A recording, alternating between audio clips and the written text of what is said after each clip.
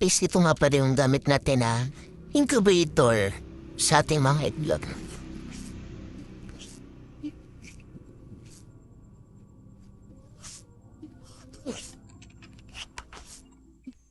Ito yung mga meron na tayo ditong papisaw. 12 pieces. Sa pagsalang namin dito, hindi sila sabay-sabay kaya may napipisa ng maaga.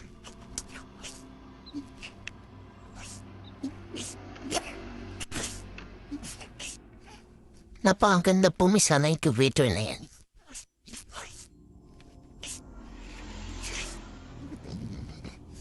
Pag may similarity mo talaga mapipisa, hindi katulad sa iba na mas madami pa rin na napupugong. At sa composition ng ating incubator na ito, napakasimple. Meron lang siyang, ito yung tinatawag nating thermostat, which is 37.5 or 37.2 hanggang 37.5 yung temperature na incubator na yan. Ayun, ang kayang alam na lang ng ating incubator is 30 pieces, baba at taas, total of 60.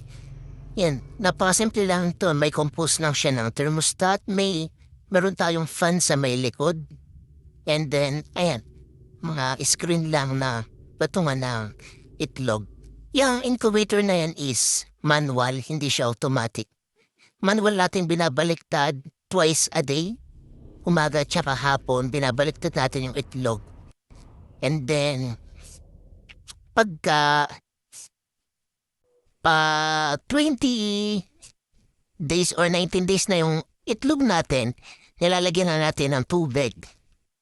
Yung pinaka-incubator, hindi natin siya binababada ng tubig.